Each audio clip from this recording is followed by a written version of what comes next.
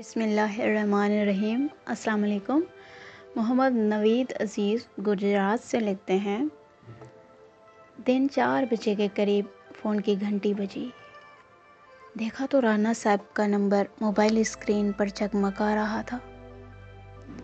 Phone کان سے لگایا تو رانا صاحب کہنے لگے کہ آج 14 اگست ہے، میں گھر پر رہی ہوں، آپ بھی آ جائیں، چائے اکٹھے پیتے ہیں۔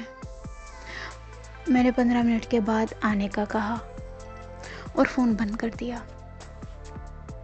فریش ہونے کے بعد جیسے ہی میں گھر سے باہر نکلا تو گلی میں 2 بچوں کو دیکھا جو 10 یا 12 سال کے قریب ہوں گے۔ اچھی شکل و صورت، صاف ستھرے کپڑے اور اسکول بیگ بھی پہنے ہوئے تھے۔ میں کیا دیکھتا ہوں کہ وہ گلی کی نالی سے اپنے ہاتھوں سے کچھ نکال رہے ہیں۔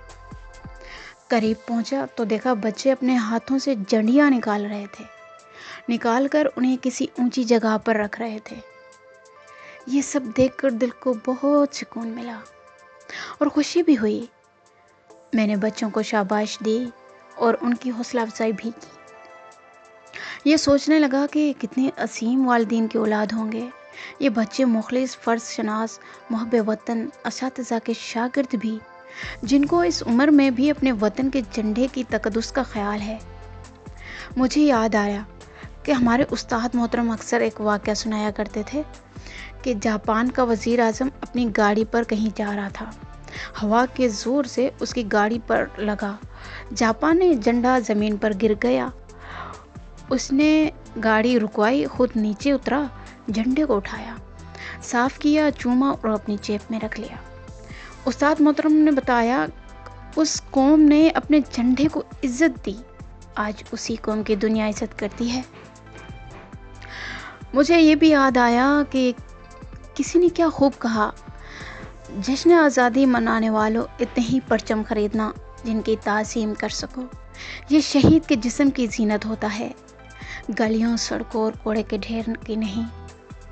ان بچوں کو دیکھ کر مجھے یاد آیا قائد اعظم محمد علی جناح نے فرمایا، یہ کوئی نیا جھنڈا نہیں ہے، یہ کئی صدیوں پرانا ہے اور انہیں یہ پیغمبر اسلام نے دیا۔